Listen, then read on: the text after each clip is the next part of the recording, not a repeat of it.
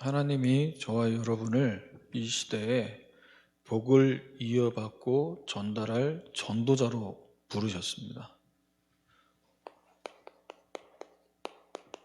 주님 오시는 그날까지 이 복을 이어받고 전달할 사명을 감당하기 위해서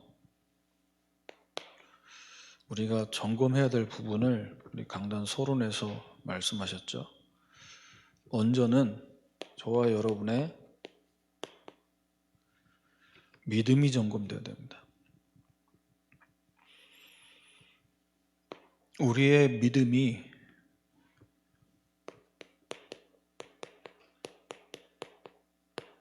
나 중심이 되기가 쉽습니다.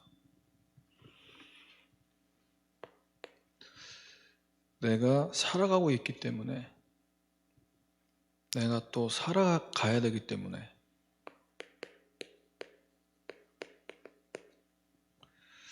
잘 되게 하시고 잘 풀리게 하시고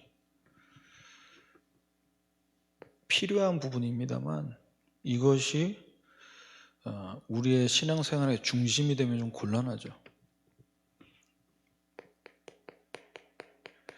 그래서 말씀 듣기 전에 내 생각대로 믿는 믿음 아니라 하나님 말씀대로 믿는 믿음이 회복되어야 될 줄 믿습니다.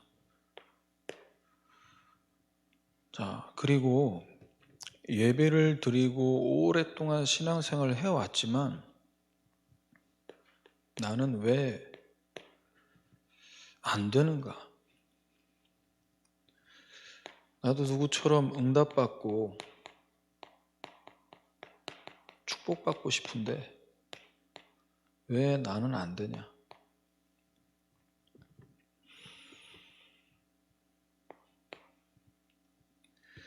우리는 이 예수가 그리스도이심을 믿는 것 자체가 이미 축복받은 것인 줄 믿습니다. 그래서 응답과 축복을 착각하면 안 돼요. 근데 왜 착각을 하게 됩니까? 현실에서, 세상에서 살아가다 보면 조금 안 되는 정도가 아니라 너무 안 되고, 잠시 어려운 게 아니라 어려움이 너무 오래 가면은 착각에 빠질 수 있습니다. 그래서 무엇이 중요하냐? 하나님이 우리에게 주시는 말씀을 어떻게 받느냐가 중요합니다.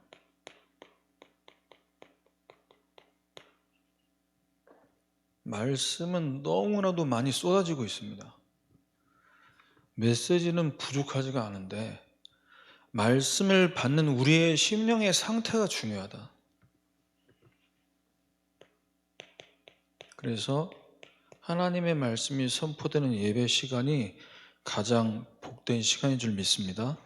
그래서 복 있는 사람은 세상 중심으로 멸망의 길에서 벗어나서 어떤 인생을 삽니까? 말씀 따라가는 인생을 살아요.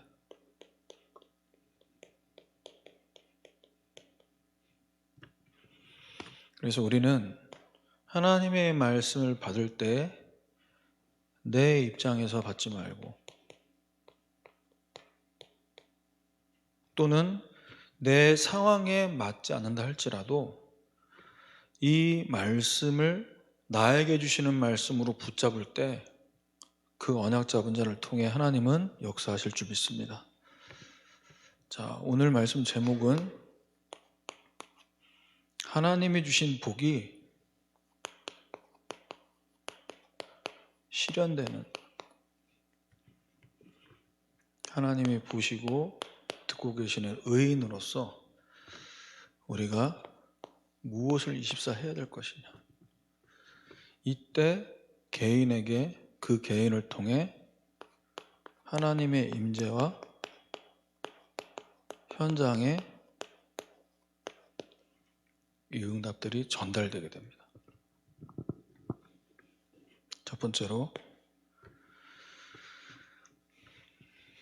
복이 실현되는 의인으로 의인의 마음에 담을 것이 있습니다.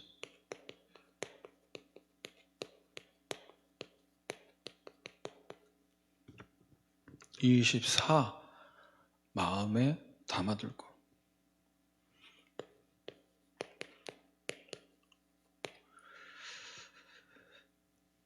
하나님이 맡기신 이 영혼에 대한, 영혼을 품는 이것을 늘 마음에 담고 있어야 됩니다. 그럴 때 그 영혼을 섬길 수 있고 변화시킬 수 있는 섬김이라는 이 중요한 메시지가 전달됩니다. 자, 우리 마음에 가장 먼저 담아야 될 것. 복음 가진 나 자신, 그리고 이 복음으로 함께 신령한 집으로 세워져 가는 주 안에서의 형제들. 베드로전서 3장 8절입니다.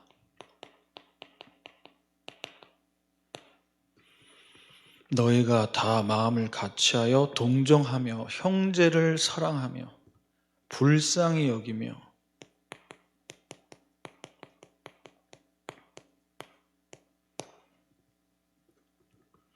그리고 겸손하며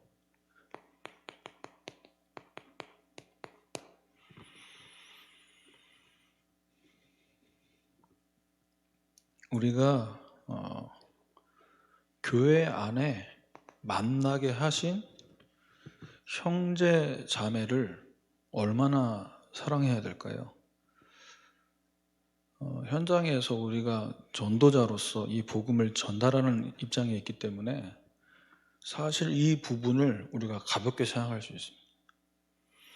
한 명의 영혼이 복음 듣고 그리스도를 주로 영접해서 교회화가 되고 교회 안에서 한 지체로 직분을 감당해 나아가는 제자로서 세워질 때 그 한 사람은 너무나 소중하다는 걸 우리가 알고 있는데요.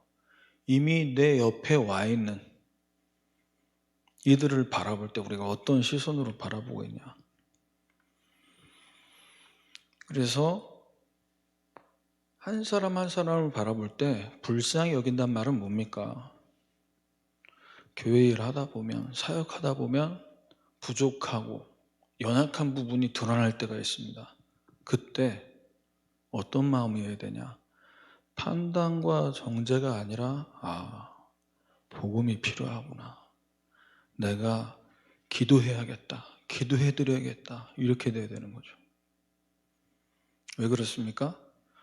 에베소서 2장 3절. 전에는 우리도 다 복음 깨닫기 전에 그랬어요. 복음이 각인 뿌리 체질되기 전에는 우리도 그럴 수밖에 없어요. 지금도 마찬가지 아니겠습니까? 그래서 겸손히 섬길 수 있는 겁니다. 아직도 못 깨달았니? 덜 깨달았니? 정죄하고 판단하는 것이 아니라 조용히 기도로.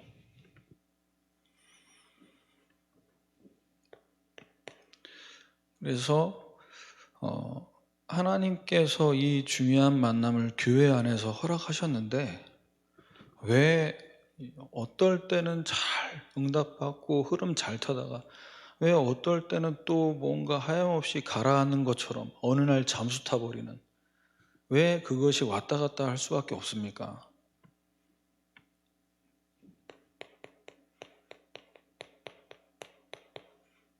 이걸 봐야 되는 거예요. 우리 마음에 베드로전서 3장 15절입니다. 너의 마음에 그리스도를 주로 삼아. 우리 마음에 늘 이 부분이 내 삶 속에 나에게 허락하신 가정과 업과 교회 현장에 주인이 누구냐, 이걸 늘 마음에 두고 있어요. 주인이 누구시냐. 그래서 항상 우리 마음에 예수 그리스도께서 어디에 위치하고 계시는지를 늘 바라보고 늘 점검돼야 됩니다. 요한복음 2장 2절에서 4절이죠. 혼인잔치에 초대를 받으셨던 예수님, 그 혼인잔치에 포도주가 떨어졌습니다. 이때 예수님의 어머니께서 예수님에게 포도주가 없다. 이때 예수님이 뭐라고 말씀하셨냐? 여자여, 나와 무슨 상관이 있나이까? 내 때가 아직 이르지 아니하였나이다. 예수님께서 저와 여러분 마음의 주인 되시는 순간 근본이 치유되는 변화가 일어날 줄 믿습니다. 자꾸 넘어지고 자꾸 시험 든다. 모든 부분에 예수님께서 주인 되시지 않았다는 증거이고, 예수님이 주인 되시는 순간 내가 시험 들 일은 없어요. 또 내가 나를 자랑할 이유도 없습니다. 왜? 나의 주인은 그리스도시기 때문에. 그래서 우리는 이 부분을 두고 뭐 해야 되냐? 항상 준비가 되어 있어야 됩니다. 그래야 이 예수 그리스도를 누구를 만나든지 전달할 수 있겠죠. 베드로전서 3장 15절 말씀 그대로입니다. 소망에 관한 이유를 묻는 자들에게 대답할 것을 항상 준비하되. 물어보지 않겠습니까? 당신이 지금 억울하고 당신이 지금 답답하고 당신이 지금 욕먹게 생겼는데 왜 그러고 있냐? 내 주인은 하나님이시다. 내 주인은 그리스도시다. 그래서 나는 가만히 있어도 괜찮다. 왜 그렇습니까? 사도행전 1장 1절 복음으로 다 끝났기 때문에. 그래서 이 언약 붙잡고 하나님 나라가 임할 것을 믿고 기다리면 됩니다. 왜죠? 우리는 딴 것까지 증인되게 만드셨기 때문에.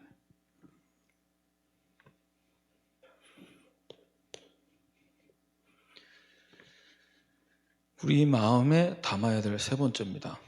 의인의 24 마음에 담겨지는 건요,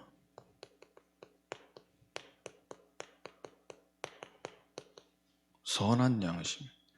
베드로전서 3장 16절입니다.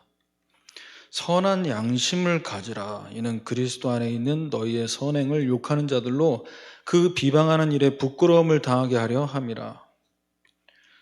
주의 일을 하는데, 또 내가 학교 현장이나 직장 현장에서 복음 증거하는데, 내가 하나님의 자녀로서 전도자로서 내가 인도받아 보려고 하는데, 그것 때문에 내가 비방당하는 일이 생길 수 있다는 거죠.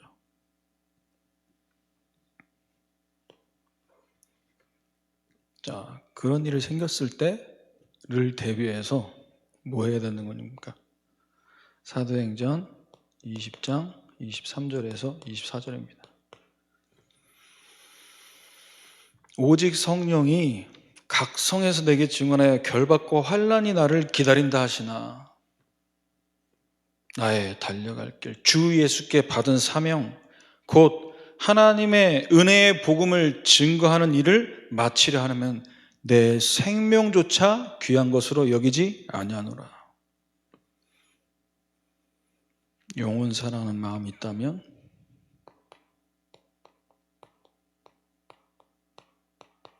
복음 증거를 위한 사명을 마음에 품고 있는 겁니다.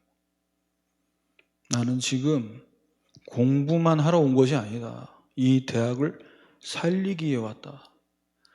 나는 이 직장에 월급 받기 위해 일하러 온 사람이 아니라 이 직장에 선교사로 파송됐다. 저도 하나님 앞에 늘 이 질문을 하고 이 중심을 갖습니다. 나는 직업 목사가 아니다. 이 복음을 증거하기 위해 하나님이 맡기신 주의 백성들에게 생명 걸고 말씀으로 심부름하는 것이다.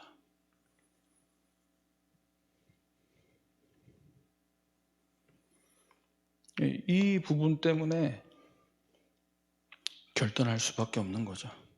멀쩡히 잘 다니던 직장 사표 내고, 그 이후로 저희 사모님 고생시키고, 불러서 얘기했습니다. 사표 던지고 내가 주의 길을 가겠다, 복음 증거하는 이 일을 위해 내가 생명을 걸겠다, 여기에 하나님의 부르심에 그 콜링에 아멘 하는 순간 얘기했습니다. 오늘 이 시간 이후부터 나는 우리 집에 들어오는 수입과 지출을 전혀 신경 쓰지 않겠다. 알아서.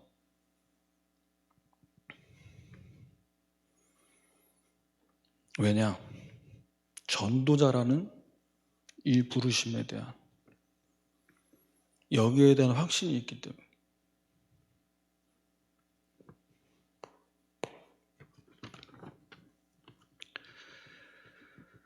자, 의인은 24 영원 사랑이라는 이것을 마음에 담고요. 이것을 마음에 담고 섬기기 위한 이 응답을 받아갈 때 하나님이 그 의인의 입술로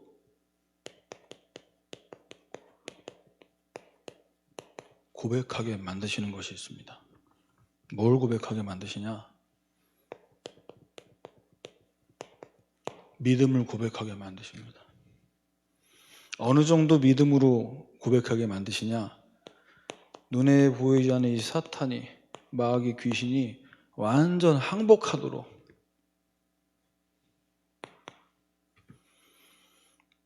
베드로전서 3장 9절입니다. 악을 악으로, 욕을 욕으로 갚지 말고 도리어 복을 빌라.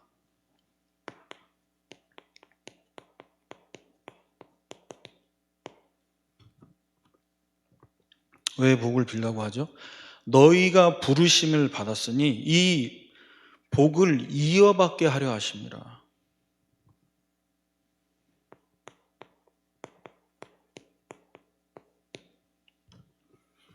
우리에게 주신 이 완전한 복음,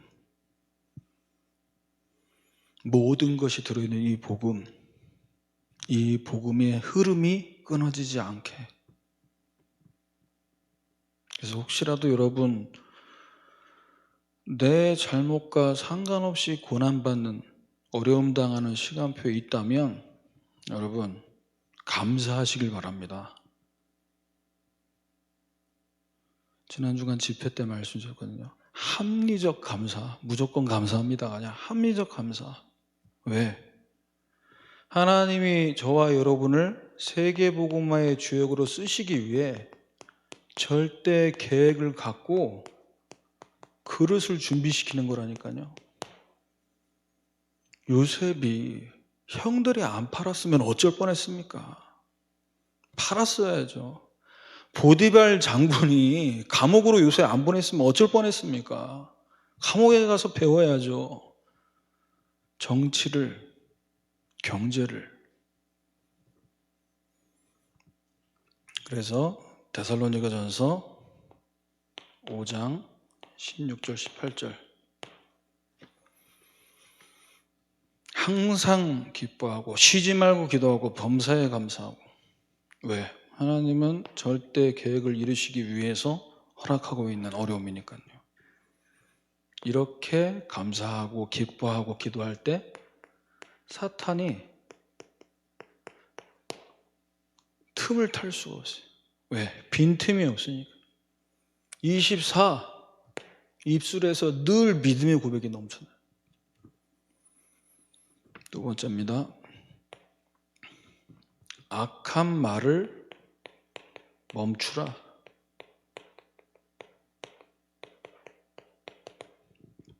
베드로전서 3장 10절입니다. 생명을 사랑하고 좋은 날 보기 원하는 자는 혀를 금하여 악한 말을 그치며 그 입술로 거짓을 말하지 말고 불신앙을 멈춰라. 거짓말을 중단해라. 그런데 목사님, 우리가 그래도 팩트는 얘기해야 되는 거 아닙니까? 사실을 사실로 얘기해야지. 달라질 거 있나요? 달라질 게 있을까요? 변하는 게 있을까요? 무슨 말이냐? 불평, 불만하지 말라 이 수준이 아니라 하나님이 없는 것처럼 말하지 마라. 하나님은 죽은 하나님이 아니고 하나님 다 보고 계시고 하나님 다 듣고 계신데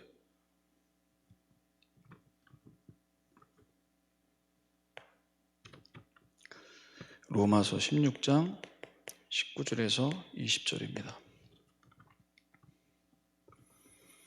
너희의 순종함이 모든 사람에게 들리는지라.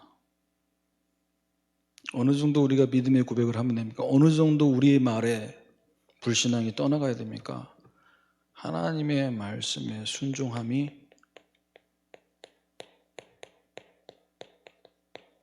모든 사람들에게 들리게 될 정도로 사람 말에 아멘 하는 게 아니라 하나님 말씀에 무조건 300% 순종하는구나. 들려지게. 자, 그러면서 그 후반 구절에 이렇게 얘기합니다.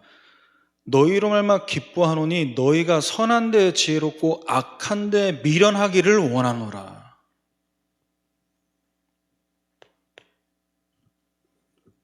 이렇게 되면요, 사탄이 무릎 꿇게 되는 거예요. 그래서 여러분, 악한 데 미련하시길 바랍니다. 어느 정도로 미련하시면 되냐? 우리가 꼭 은혜롭게 다락방하고 고용모임하고 메시지 포럼 다 하고 이제 2부 순서 간식 먹으면서 사과 하나 찝으면서 입에 가져가면서 이제 거기서 시작되거든요. 뭐가? 본론이 시작된단 말이에요. 거기서. 다락방은 30분 만에 끝나야 되는데 1시간, 2시간 씹고 뜯고 맛보고 즐기며 그때 악한 데 밀어나세요. 어떻게 하시면 되냐? 뭐라고 하셨어요? 무슨 말이에요? 계속 얘기해도 잘 안 들리는데 무슨 말인지 못 알아듣겠다고 얘기하세요. 그럼 눈치챌 거 아닙니까? 아, 불신앙의 말은 지금 안 듣겠다는 얘기구나. 말이 안 통하네. 전화통화하시면서도 이러면 되니 안 되니 얘기할 때 여보세요? 여보세요? 한 10번만 하세요. 그러면 입에서 불신앙의 말이 사라지겠죠. 미련한 모습, 불신앙에 빠르지 않고 느린 모습, 게으른 모습, 마귀가 무릎 꿇게 됩니다. 세 번째입니다. 악을 떠나라.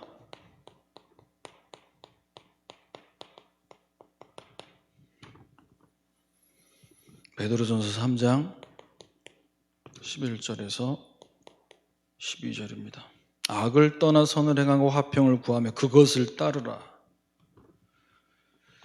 악을 떠난다는 것은 우리가 의식적으로 성령 충만하면은 내가 떠나야겠다 생각할 수 있지만요, 성령 충만하지 않을 때는 내가 지금 이게 하나님이 원하시는 말을 하는지 마귀가 원하는 말을 하는지 그게 분간 안 될 때 있어요. 왜? 감정이 격해지면. 그때 빨리 뭐 해야 되냐?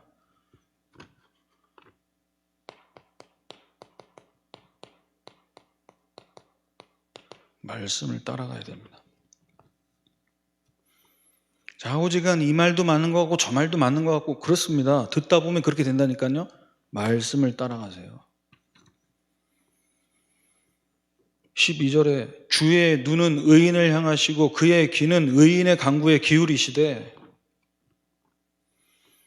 목사님 그래도 세상 살아가다 보면 성공 따라갈 때도 있고 돈 따라갈 때도 있는 거 아닙니까? 이 흐름이 중요한데 해가 바뀌는 요때쯤에 라인을 잘 타야 또 내가 승진도 할 수 있고, 돈이라는 게 이게 물이 들어올 때 노를 저어야지.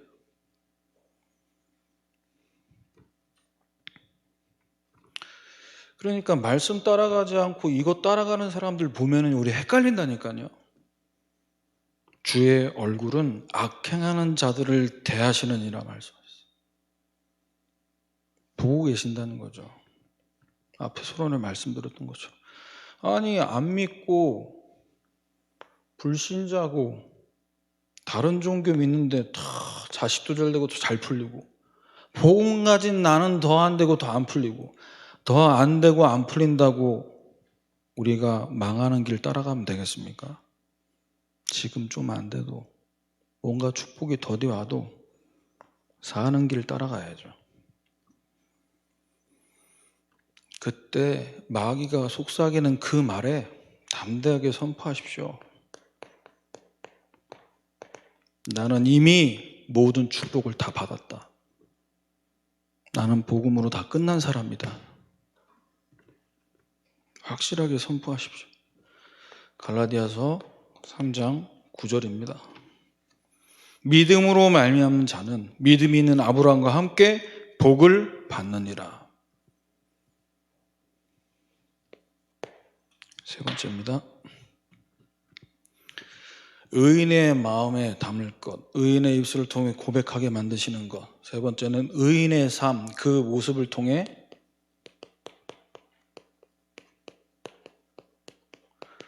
드러나게 하시는 것이 있습니다. 감춰지지가 않아요. 여러분 한번 상상만 해보세요. 내가 누가 선물을 줬어. 내가 산 것도 아니고 누가 선물 준 복권을 선물로 이렇게 줬어요. 이렇게 딱 이쁜 카드에다가 봉투에 담아서. 그런데 뭐 복권을 생전 좋아하지도 않으니까 선물로 받았으니까 그래도 긁어는 봐야 될 거 아닙니까? 웬일이야. 당첨이 됐어. 1등이. 감춰지겠습니까? 얼굴에서? 100억이 당첨됐어요. 주일에 올 때 얼굴이 어떻겠습니까? 주일 안 올 수도 있겠죠. 100억이니까. 응답과 축복에 초점이 맞춰졌다면 생각만 해도 얼마나 기쁩니까? 복음이, 하나님 나라가, 성령 충만이 24 와 있는 의인의 모습은 어떤 모습입니까?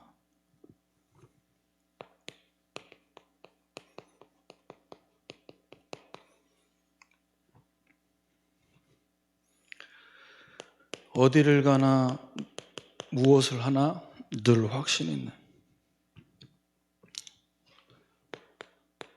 의인의 모습은 고난이 올 때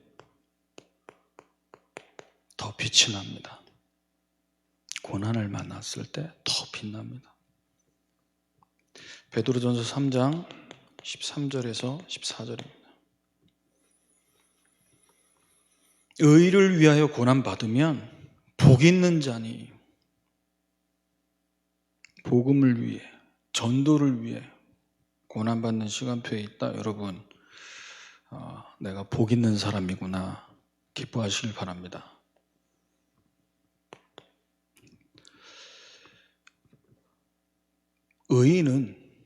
의인의 모습은 고난이 올 때 시편 1편에서 3절입니다.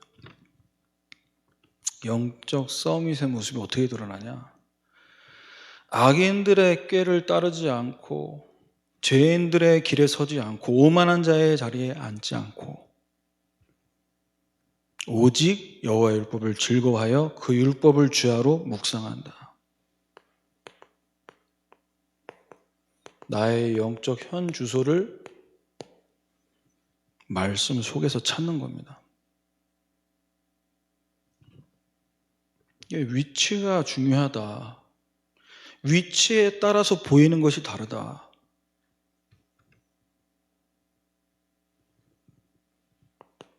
자, 이렇게 이 현주소를 잃어버리지 않고 있으면서 그 모습 속에는요, 어떤 확신에 찬 모습이 나옵니까?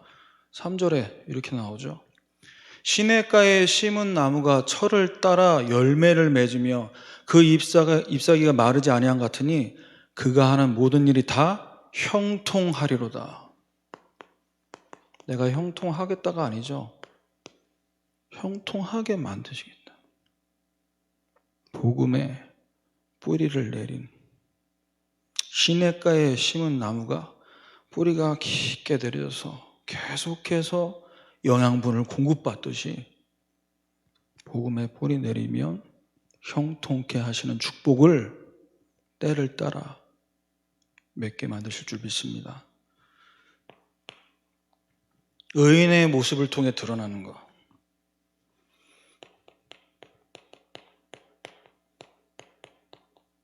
예배와 훈련의 시간표 속에 말씀을 들을 때 모습이 달라요. 내가 말씀대로 살지 못할 것이다. 나는 말씀 들으면 부담이 된다. 왜 그렇습니까? 말씀을 들을 때 이 말씀을 이루어가고 성취하는 주체가, 말씀을 실현되게 만드는 주체가 나라서 그래요. 내가 순종해야 되는데 내가 순종을 못하고 있어요. 내가 실천해야 되는데 나는 실천하는 게 어려워요. 그 수준 속에서 말씀을 받는 겁니다. 하지만 의인은 그렇게 말씀 받지 않습니다. 창세기 12장 1절 3절이죠. 아브라함에게 하나님께서 말씀하십니다. 너의 고향과 친척과 아버지 집을 떠나 내가 내게 보여줄 땅으로 가라. 아니, 그러니까 보여줄 땅이 어딘데요? 어딘지는 말씀하고 가라고 하셔야지. 보여줄 땅으로 가래요. 이러니까 사람 답답한 거죠. 이처럼 의인인 사람은 그 모습 속에 뭐가 드러납니까? 아, 하나님이 지금 나한테 내 수준, 내 상황과 상관없이 말씀하시는구나. 그러면서 2절, 3절에 이 말씀을 끝까지 들어야죠. 너로 큰 민족을 이루고 너한테 복을 주고 네 이름을 창대하기를 너는 복이 될지라.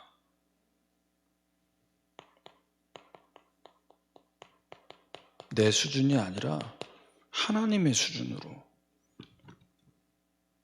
영적 레벨이 올라가야 돼요. 아, 하나님이 지금 나를 복 주시고 땅의 모든 족속이 너로 말미암아 복을 얻을 것이라 말씀하셨어요. 영적 레벨이 만렙 돼야 된다. 만렙. 만렙은 뭐냐?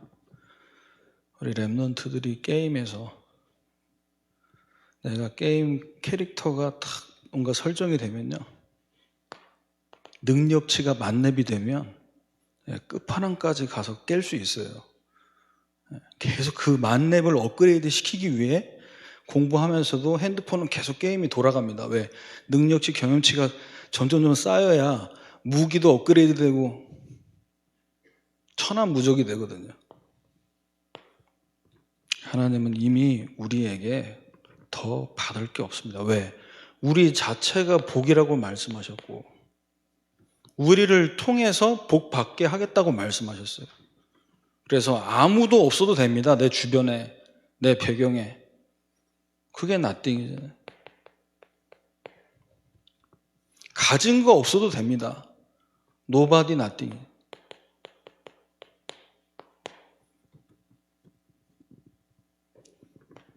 마지막 세 번째입니다.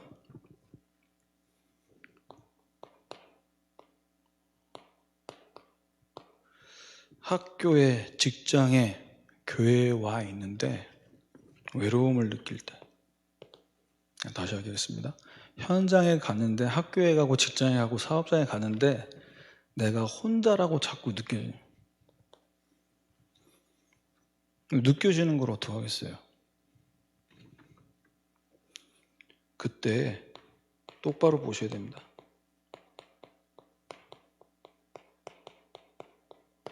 나의 영적 정체성. 로마서 3장 10절에서 12절입니다.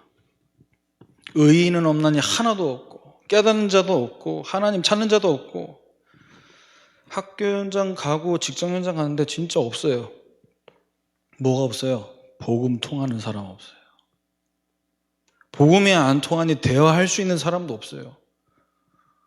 안녕하세요. 식사하셨어요? 잘 주무셨어요? 그 얘기 하는 것도 하루 이틀이죠. 대화가 아니잖아요. 그건 생존 여부 확인하는 거지.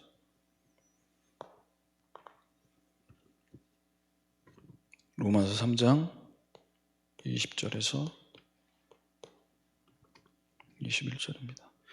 율법의 행위로 그 앞에 의롭다 하심 얻을 육체가 없나니 율법으로는 죄를 깨달을 수 없다. 기껏 간신히 교회 다니는 사람을 찾았는데 뭐하는 사람이에요? 내가 요즘에 성경을 매일매일 몇 장씩 읽고 성경 쓰기를 하고 성경 암송도 하고 자기가 열심히 하는 건 프로메요. 근데 복음과는 상관없어요. 그래서 이 전도 대상자 때문에 하나님이 우리를 그 학교, 그 직장으로 보내신 줄 믿습니다. 나를 보내신 이유예요. 교회는 다니지만 복음 누리지 못하는 종교 생활하면서 결국 이런 사람들이 복음 막는 역할 하잖아요. 이 종교 생활하는 사람들을 살리라고 우리를 그 위치, 그 자리에 세우신 줄 믿습니다. 로마서 3장 22절이죠. 곧 예수 그리스도를 믿음으로 말미암아 모든 믿는 자에게 미치는 하나님의 의인이 차별이 없느니라. 모든 자들에게 이 예수가 그리스도이심을 믿는 자로, 그래서 우리를 복음 주시고 지금 이 자리까지 부르신 줄 믿습니다. 전도자로, 전도 대상자와 종교 생활하는 사람들 살릴 전도자로.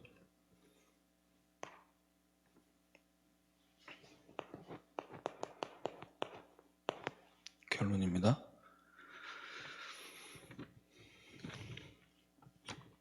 복이 실현되는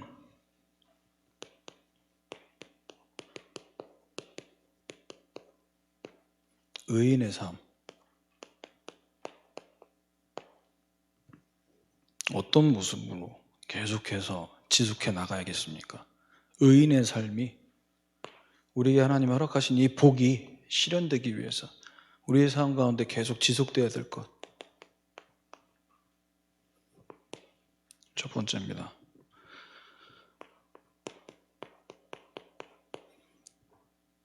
하나님의 나라가 늘 임재해야 되는 거예요.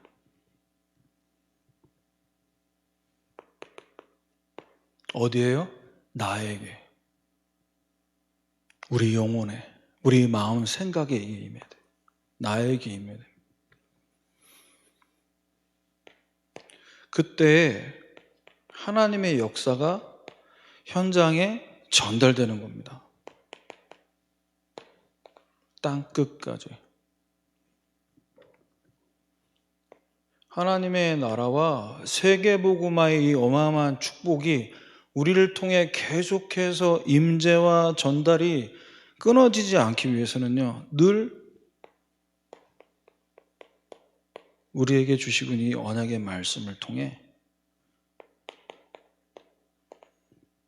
예수 그리스도의 복음으로 24 되어야 될 줄 믿습니다. 24라는 것은 하라고 하는 24가 아니죠. 24 되어질 수밖에 없는, 예수님을 생각하는, 그리스도를 바라보는 이것이 너무 행복해지는 거예요. 너무 행복해져서 아까 말씀드린 것처럼 드러나는,